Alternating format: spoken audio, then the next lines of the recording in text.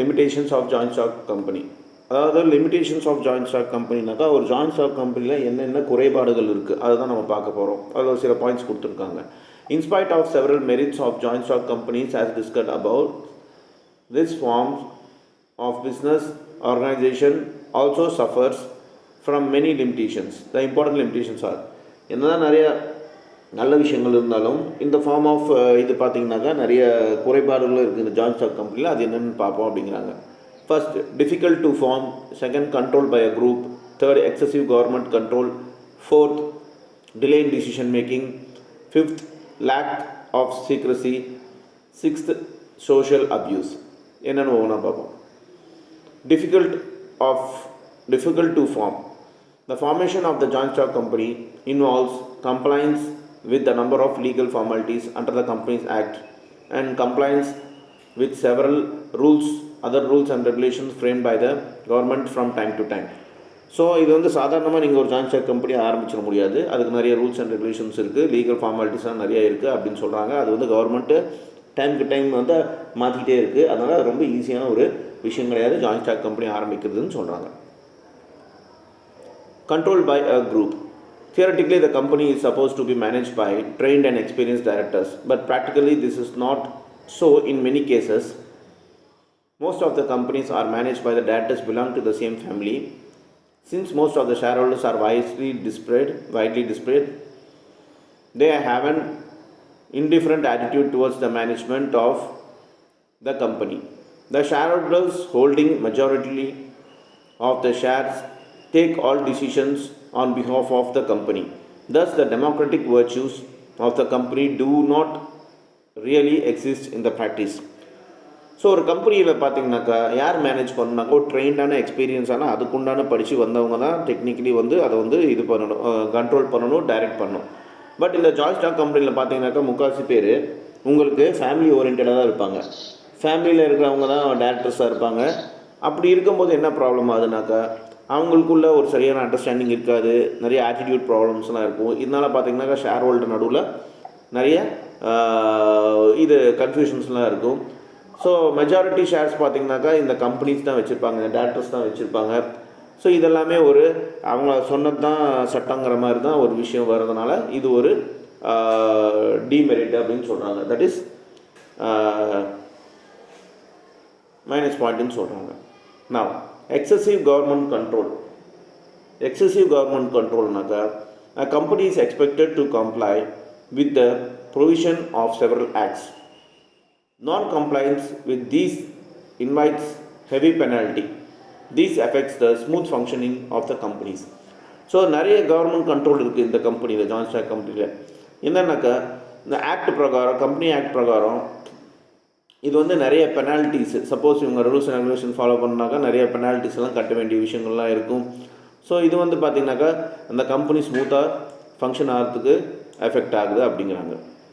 Delay in decision making. A company has to fulfil certain procedural formalities before making certain decisions as the require the approval of board of directors and or the general body of shareholders. Such formalities are time consuming and therefore some important decision may be delayed. So ஒரு decision making பண்ணுறதுக்கு பார்த்தீங்கன்னாக்கா delay ஆகுது. ஏன்னா நிறைய பேர் இருப்பாங்க இதில் joint stock கம்பெனியில், board of directors, general body, shareholders அப்படின்னு சொல்லிட்டு நிறைய பேர் இருப்பாங்க. இவங்களோடது ஒவ்வொரு அப்ரூவல் வாங்குறதுக்குள்ளே அது ரொம்ப டிலே ஆகிடும். இதனால் பார்த்திங்கனாக்கா ஒரு சில முக்கியமான விஷயங்கள் எல்லாமே டிசைட் பண்ணுறதுக்கு டிலே ஆகுது. அது ஒரு மைனஸ் பாயிண்ட்டாக இருக்குது. Lack of secrecy. It is difficult to maintain secrecy in many matters as they may require approval of board of directors and or general body whose proceedings are usually open to public. இப்போ பார்த்தீங்கன்னாக்கா இத்தனை பேர் டேரக்டர்ஸாக இருக்கும்போது இந்த joint stock கம்பெனியில் அங்கே வந்து company secret வந்து எல்லோரும் மெயின்டைன் பண்ணுவாங்கங்கிறது ஒரு சந்தேகமான கேள்விக்குறி தான். இதனால் பார்த்தீங்கன்னாக்கா இப்போ பப்ளிக் ப்ரொசீடிங் ஓப்பனாக பண்ணணும் அப்படின்னாக்கா ப்ரொசீடிங்ஸ் எல்லாம் பார்த்திங்கனாக்கா ஓப்பனாக நடக்கும்போது இந்த விஷயம், இந்த ப்ரைவசி இல்லாதனால என்ன ஆகுதுன்னா அது சீக்ரெசி மெயின்டைன் ஆகிறதுல யாருக்கு எது வேணாலும் தெரிஞ்சிருது அப்படின்னு சொல்கிறாங்க. Social abuse. A joint stock company is a large scale business organization having huge resources. This provides a lot of power to them. Any misuse of such power creates unhealthy conditions in the society. Example, having monopoly of a particular business industry or product, influencing politicians and government for getting their work done, exploiting market consumers and investors, etc. இந்த joint stock company பார்த்தீங்கன்னாக்கா பெரிய லெவலில் இந்த organisation வந்து ரிசோர்ஸை use பண்ணும். அப்படி இருக்கும்போது அதுக்கு வந்து லாட் ஆஃப் பவர் தேவைப்படுது. இது வந்து மிஸ்யூஸ் பண்ணுறதுக்கு, இந்த பவர் வந்து மிஸ்யூஸ் பண்ணுறதுக்கு நிறைய வாய்ப்பு இருக்குது. எக்ஸாம்பிள் பார்த்தீங்கன்னாக்கா இந்த ஜாயிண்ட் ஸ்டாக் கம்பெனி பார்த்தீங்கன்னாக்கா அவங்க தான் மோனோபோலியாக பிஸ்னஸில் இருக்காங்க. அதாவது ஒரு பர்டிகுலர் பிஸ்னஸில் மோனோபோலியாக இருக்கிறாங்க, அவங்களுக்கு போட்டியே இல்லை, அதுதான் மோனோபோலி. அப்படி இருக்கும்போது இந்த இண்டஸ்ட்ரிக் ப்ராடக்ட் ஆகட்டும், இவங்க மேனுஃபேக்சர் பண்ணுற இந்த ப்ராடக்ட் ஆகட்டும், இல்லை பொலிட்டீஷியன்ஸை வந்து இன்ஃப்ளூயன்ஸ் பண்ணுவாங்க. கவர்மெண்ட் வந்து கவர்மெண்ட்கிட்ட வந்து இவங்க வேலையை ஈஸியாக செய்ய வைப்பாங்க. ஸோ இவங்களோட ஒர்க்கர்ஸ் வந்து எக்ஸ்ப்ளாய்ட் பண்ண வைப்பாங்க, அதாவது தவறான வேலையை செய்ய வைப்பாங்க. அப்புறம் கன்சியூமர்ஸ் அண்ட் இன்வெஸ்டர்ஸையும் அதே மாதிரி எக்ஸ்ப்ளாய்ட் பண்ணுவாங்க.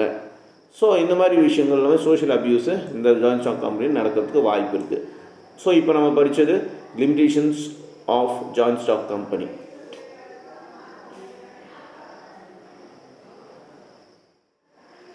Now next 5.6 suitability of joint stock company. 5.6 suitability of joint stock company. A joint stock company is suitable where the volume of business is large, the area of operation is widespread, the risk involved is high, and there is a need for huge financial resources and manpower. It is also preferred when there is need for a professional management in its operation. In certain business operations, in certain businesses like banking and insurance, joint stock company forms is the most suitable. Nowadays it is a preferred form for most areas of business because of the preference for operating a large scale. என்னென்ன ஒரு joint stock company பார்த்தீங்கன்னாக்கா volume based business, அதாவது பெரிய level business, பெரிய ஏரியாவில் இருக்க business, நல்ல white spread all over வேர்ல்டில் இல்லாட்டி கண்ட்ரியில் வந்து வைட் ஸ்ப்ரெடாக இருக்க கம்பெனியாக தான் இருக்கும். அது வந்து ரிஸ்க் இன்வால்வ்டு, ஹை ரிஸ்க் அதில் இருக்கும். அதில் பார்த்திங்கன்னா ஃபினான்ஷியல் ரிசோர்ஸும் மேன் பவரும் ரொம்ப அதிகமாக இருக்கும். அதாவது நிறைய ஆளுங்க தேவைப்படுவாங்க வேலைக்கு, அதாவது நிறைய காசும் தேவைப்படும் அதை நடத்துறதுக்கு, அந்த ஜாயிண்ட் ஸ்டாக் கம்பெனியை நடத்துறதுக்கு.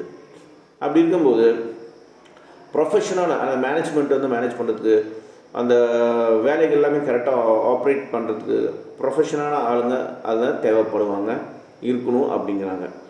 ஸோ இதில் பார்த்திங்கனாக்கா பேங்கிங் பிஸ்னஸ் இருக்குது ஜாயிண்ட் ஸ்டாக் கம்பெனியில், அப்புறம் இன்சூரன்ஸ் பிஸ்னஸ் இருக்குது. இந்த மாதிரி பிஸ்னஸ் இருக்கும்போது, இந்த மாதிரி கம்பெனிங்க இருக்கும்போது இந்த காலத்தில், அதாவது நவடேஸ் இந்த காலத்தில் பார்த்தீங்கன்னாக்கா மோஸ்ட் ஆஃப் த பிஸ்னஸ் வந்து இந்த மாதிரி தான் ப்ரிஃபர் பண்ணுறாங்க. லார்ஜ் ஸ்கேலில் பேங்கிங் சைட்லேயும் இன்சூரன்ஸ் சைட்லேயும் வரதுக்காக நிறைய புது புது பிஸ்னஸ்ஸு வந்துட்டுருக்கு அப்படின்னு சொல்கிறாங்க. 5.7 choosing the right form of business. கரெக்டான ஃபார்ம் ஆஃப் பிஸ்னஸ் எப்படி சூஸ் பண்ணணும்? You have already learned about different forms of business ownership, either sole proprietor, partnership, joint Hindu family business, company and cooperative society. You must have noticed that no particular form of business organization can meet all our requirements. Some may require more financial and managerial resources, while others involve large risk. That is the reason why we find different forms of business organization prevailing in our economy. So, while selecting a form of business organization, we analyze different factors and try to choose the most suitable form according to our financial and managerial capabilities. We will now study those factors which may help us in selecting the right form of business organization. So இதுக்கு முன்னாடி பார்த்தீங்கன்னாக்கா நம்ம soul ப்ராப்பரைட்டர் ஒரு ஆள் மட்டும் நடத்துனாங்கனாக்கா ஆரம்பித்தாங்கனாக்கா soul ப்ராப்பரைட்டர்னு பார்த்தோம். Partnership 2 பேர்த்துக்கு மேலே சேர்ந்து ஒரு வியாபாரம் ஆரம்பிச்சோம், that is partnership. Join Hindu family business, company and cooperative societies, இதெல்லாமே நம்ம பார்த்தோம். இதெல்லாமே நடத்துறதுக்கு பெரிய level financial and manager resource தேவைப்படுது, ரிஸ்க்கும் அதிகமாக இருக்குதுன்னு நம்ம இப்போ தான் படித்தோம். இந்த இந்த டிஃப்ரெண்ட்ஸ் ஃபார்ம்ஸ் ஆஃப் பிஸ்னஸ் வந்து ஆர்கனைசேஷனில் வந்து நம்ம எக்கனாமி டெவலப் ஆகிறதுக்கு யூஸ் ஆகுது, அது நம்ம பார்த்தோம். ஸோ நிறைய ஃபேக்டர்ஸ் இருக்குது இந்த ஆர்கனைசேஷன் நடத்துறதுக்கு, நிறைய ஃபினான்ஷியல் நீட்ஸ் இருக்குது அந்தந்த கம்பெனிக்கு தகுந்த மாதிரி, அதையாட்டும் மேனேஜர் கேப்பபிலிட்டிஸும் தேவைப்படுது. இப்போ இதெல்லாம் ஓகே. இப்போ அடுத்தது பார்த்திங்கனாக்கா கரெக்டான பிஸ்னஸ் எப்படி நாம் செலக்ட் பண்ணுங்கிறது இப்போ நம்ம வேறு டாப்பிக்கில் பார்க்க போகிறோம். Ease of formation, availability of large resources, liability or risk, stability, flexibility. So, first one is ease of formation. A sole trader can commence and withdraw from business at any time at his own wish. In partnership, mutual trust and faith is very much required. Company requires many legal formalities for its formation. Sole proprietorship is therefore the easiest form. So sole ப்ராப்பரைட்டரில் பார்த்தீங்கன்னாக்கா ஒரு ஆள் தான் அந்த இது நடத்துவார். அதில் பார்த்தீங்கன்னாக்கா அவர் எப்போ வேணாலும் அவர் பிஸ்னஸை வந்து எந்த டைமில் வேணாலும் அவர் வந்து வித்ட்ரா பண்ணிக்கலாம், க்ளோஸ் பண்ணிக்கலாம். அதே பார்ட்னர்ஷிப்பில் பார்த்தீங்கன்னாக்கா 2 பேருக்கு நல்ல ஒரு மியூச்சுவல் ட்ரஸ்ட் இருக்குது, ஒரு நம்பிக்கை இருக்குது. அது ரொம்ப அவசியமான ஒரு விஷயம் பார்ட்னர்ஷிப்பில். கம்பெனி பார்த்தீங்கன்னாக்கா நிறைய லீகல் ஃபார்மாலிட்டிஸ் அண்ட் ஃபார்மேஷன் பண்ணும்போது நிறைய லீகல் ஃபார்மாலிட்டிஸ் ஃபாலோ பண்ண வேண்டியதாக இருக்குது. அதே சோல் ப்ராப்பரைட்டர்ஷிப் பார்த்தீங்கன்னாக்கா ஈஸியாக ஃபார்ம் பண்ணிக்கலாம். Availability of large resources. One man business is the best in the world if the owner has enough resources and ability to manage. This statement shows that a single person is unable to undertake big business mainly because of limited resources and managerial ability. In partnership also, the financial resources of partners are limited. Therefore, only a company can raise enough capital and hire expert knowledge required for the management of the big business. So ஒரு சிங்கிளான ஆள் உலகத்திலே பெஸ்ட்டான ஒரு business இருந்தாக்கா ஒரு ஆள் நடத்துகிற business, அவன் வந்து ஓனராக இருக்கிறது, அவங்ககிட்ட நிறைய காசும் நிறைய எபிலிட்டி பண்ணுற மேனேஜ்மெண்ட் இருந்துச்சுனாக்கா one man business is the best business இந்த வேர்ல்டு அப்படின்னு சொல்லுவாங்க. இந்த ஸ்டேட்மெண்ட் என்ன புரிய வைக்கிறதுனாக்கா ஒரு சிங்கிள் ஆள்னால் நிறைய விஷயத்த பண்ண முடியாது. மெயினாக எதுக்காகனாக்கா அவன்கிட்ட ஒன்று ரிசோர்ஸஸ் கம்மியாக இருக்கும், அப்படி இல்லைனாக்கா மேனேஜர் அபிலிட்டி கம்மியாக இருக்கும். இதே பார்ட்னர்ஷிப்பில் பார்த்தீங்கன்னாக்கா உங்களுக்கு ஃபினான்ஷியல் ரிசோர்ஸ் பார்த்தீங்கன்னாக்கா பார்ட்னர் லிமிட்டடாக தான் இருக்கும். ஸோ கம்பெனி வந்து அதிக பணம் சேர்த்துறதுனாக்கா கேபிட்டல் இன்வெஸ்ட் பண்ணுறது, அதாட்டம் நிறைய நாலேஜான ஒரு டேலண்டடான மேனேஜ்மெண்ட் ஸ்கில்ஸ் இருக்க ஆளுங்களை வந்து சேர்த்தது தான் பிக் பிஸ்னஸ்க்கு கரெக்டாக இருக்கும் அப்படிங்கிறாங்க. இந்த பாயிண்டில் ரிசோர்ஸ் பற்றி சொல்லியிருக்காங்க. liability or risk. We know that liability of members is unlimited both in sole proprietorship and partnership firm, and limited in case of a company and cooperative society. Since members hesitate to undertake big risk, they prefer to invest in a company. So லைபிலிட்டினா என்னன்னாக்கா நம்மளோட cash, அதாவது loss, expenses, risk, இதெல்லாமே liability. So ஒரு sole ப்ராப்பரைட்டரில் பார்த்தீங்கன்னாக்கா தனிப்பட்ட ஒரு நபர் பிஸ்னஸ் நடத்தும்போது அவருக்கு வர லாஸும் அவருக்கே தான், ரிஸ்க்கும் அவருக்கே தான், அதோட ப்ராஃபிட்டும் அவருக்கே தான். ஸோ இந்த அளவுக்கு ஒரு ரிஸ்க் இருக்குது. அதோட பார்ட்னர்ஷிப்லேயும் அதே மாதிரி தான் ரிஸ்க் வந்து இருக்குது. அதோட கோஆப்ரேட்டிவ் சொசைட்டிலையும் அதே மாதிரி தான் லிமிட்டட் ரிஸ்க் இருக்குது. சின்ஸ் இதனால் என்னன்னாக்கா பெரிய ரிஸ்க் எடுக்கிறவங்க பார்த்தீங்கன்னாக்கா அவங்க they prefer to invest in a company. So நிறைய மெம்பர்ஸ் பார்த்தீங்கன்னாக்கா பெரிய ரிஸ்க் எடுக்க முடியாது, அதனால் அவங்க நீட்டாக என்ன பண்ணிடுறாங்க, அவங்க இன்வெஸ்ட்மெண்ட் வந்து ஒரு கம்பெனியில் போட்டுடுறாங்க. ஏன்னா ரிஸ்க்குங்க ஒரு விஷயம் இருக்குது அப்படின்ட்டு. Stability is essential for the success of any business. The existence of the company and cooperative society does not depend on the health and wealth of its member. Sole proprietorship and partnership forms are dissolved, but company form of an organization continues irrespective of the death or insolvency of any of its members. So பார்த்தீங்கன்னா ஸ்டெபிலிட்டினாக்கா கண்டினியூஸாக அந்த business run ஆகிட்டு இருக்குது. So ஒரு stability, ஒரு business வந்து success ஆகிறதுக்கு மெயினான ரீசன் வந்து ஸ்டெபிலிட்டியாக அது வந்து அந்த பிஸ்னஸ் நடந்துகிட்டே இருக்கணும். இது வந்து பார்த்திங்கனாக்கா ஒரு கம்பெனி ஆகட்டும், ஒரு கோஆப்ரேட்டிவ் சொசைட்டி ஆகட்டும், இது வந்து எந்த ஒரு மெம்பரோட ஹெல்த்தையும் நம்பியும் அது நடக்கலை அந்த பிஸ்னஸ், அதோட வெல்த்தை நம்பியும் அந்த பிஸ்னஸ் நடக்கலை. ஏற்கனவே பார்த்துக்கும் பிஸ்னஸ் தனி நாம தனி அப்படின்னு சொல்லிட்டு. ஸோ இந்த சோல் ப்ரொப்ரைட்டரில் பார்த்தீங்கன்னாக்கா அதோட பார்ட்னர்ஷிப் ஃபார்ம்லேயும் பார்த்தீங்கன்னாக்கா நாம் இந்த கம்பெனியை டிசால்வ் பண்ணுறதுக்கு நிறைய, இப்போ ஃபார் எக்ஸாம்பிள் ஒரு பார்ட்னர் இறந்துட்டாங்கனாக்கா அந்த கம்பெனி வந்து முடிஞ்சிருச்சுன்னு அர்த்தம் கிடையாது. அதேட்டம் அதுக்கு என்ன தேவைப்படுதுனாக்கா insolvency of any of its members. So யாராவது இறந்துட்டாங்களோ இல்லை அந்த பிஸ்னஸ் விட்டு போகிறாங்களோ அதுக்கு வந்து இன்சால்வென்சின்னு ஒரு இது இருக்குது, ப்ரொசீஜர் இருக்குது. ஸோ அது மூலமாக தான் போகுமே தவிர நம்ம வேறு பிஸ்னஸ் வேறு அப்படின்னு சொல்கிறாங்க. ஸோ ஒரு பிஸ்னஸ்ங்கிறது எப்பயுமே லாங் டேர்மில் ஸ்டெபிலிட்டியாக இருக்கும். பட் அது நடத்துகிறவங்க பார்த்தீங்கன்னாக்கா ஸ்டெபிலிட்டியாக இருக்கணும். அது நடத்துகிறவங்களுக்கு ஏதாவது ஆச்சுனாக்கா பிஸ்னஸும் பாதிக்கப்படும் அப்படின்னு சொல்கிறாங்க.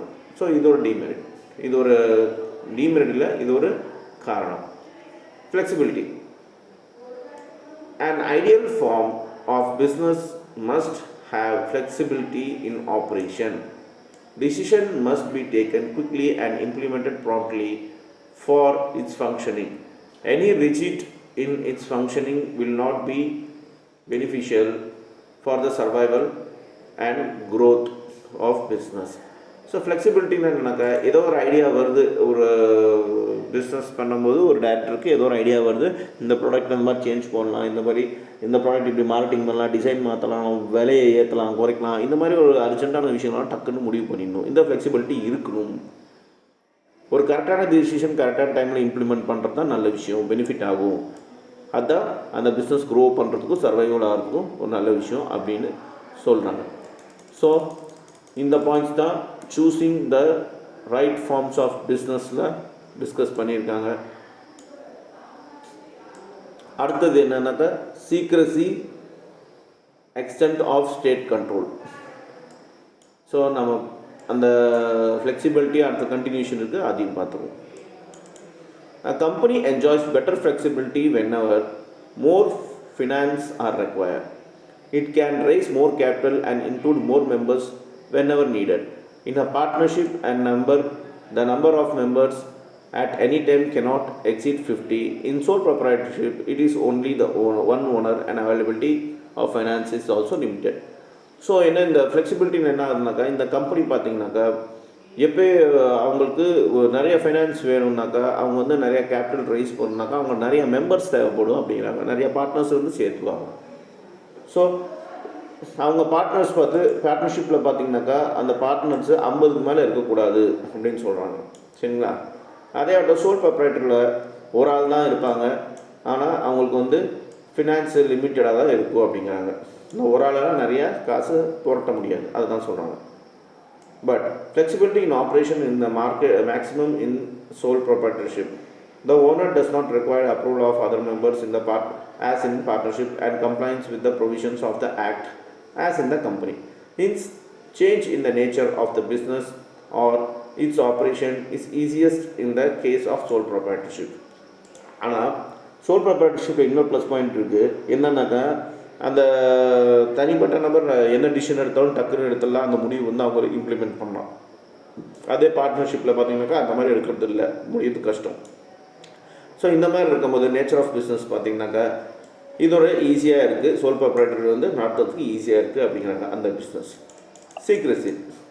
The sole trader is the master of his entire business. He does not need to share any secrets to anyone. Partnership is organized and on the basis of mutual agencies, and therefore all the partners have the rights to know everything about the business. The company is required to file number of documents and publish in the annual reports. Therefore, the secrecy is at least in the case of the company. So நீங்கள் தனியாக ஒரு business நடத்துறீங்கனாக்கா யாருக்கும் நீங்கள் எந்த ஒரு விஷயத்தையும் சொல்லணும்னு அவசியம் இல்லை. உங்கள் சீக்ரெட், பிஸ்னஸ் சீக்ரெட் உங்கள்கிட்டே இருக்கும். ஆனால் இந்த பார்ட்னர்ஷிப்பை பொறுத்த வரைக்கும் அப்படி கிடையாது. அது ஒரு மியூச்சுவல் ஏஜென்சி, மியூச்சுவல் அண்டர்ஸ்டாண்டிங் தான் பார்ட்னர்ஸ் நடுவில் நடக்குது. ஸோ எல்லா பார்ட்னர்ஸ்க்கும் ரைட்ஸ் இருக்குது பிஸ்னஸ் பற்றி தெரிஞ்சுக்கிறதுக்கு. ஸோ அந்த இடத்துல பார்த்தீங்கன்னா சீக்ரெசி இருக்காது.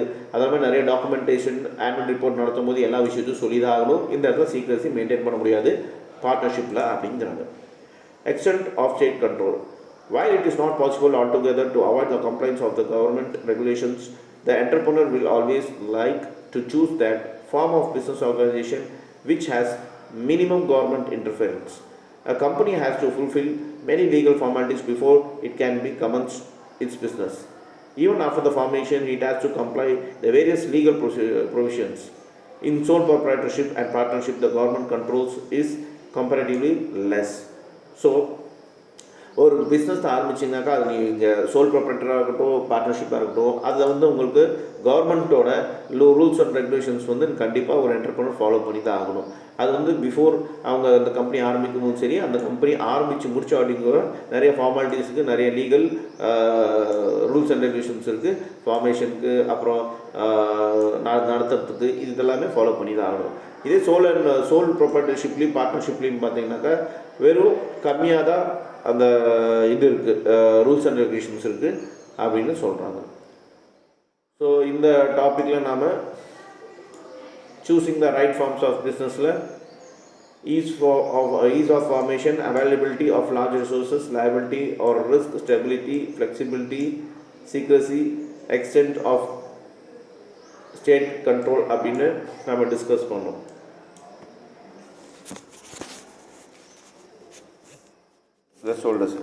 ஸ்டூடெண்ட்ஸ், இந்த ஆடியோவில் பார்த்தீங்கன்னாக்கா உங்களுக்கு டாப்பிக்கோட நம்பர் சேஞ்ச் ஆகிருக்கும். ஏன்னா இது ஓல்டு சிலபஸ், நியூ சிலபஸோட டிஃப்ரென்சியேஷன் தான். ஸோ டாபிக் எல்லாம் சேம் தான், நம்பர் மட்டும் தான் சேஞ்ச் ஆகிருக்கும். அது மட்டும் பார்த்துக்கோங்க. Okay, bye, all the best. Subscribe பண்ணுங்கள், ஷேர் பண்ணுங்கள், லைக் பண்ணுங்கள். ரொம்ப தேங்க்ஸ் உங்கள் சப்போர்ட்டுக்கு. பாய்.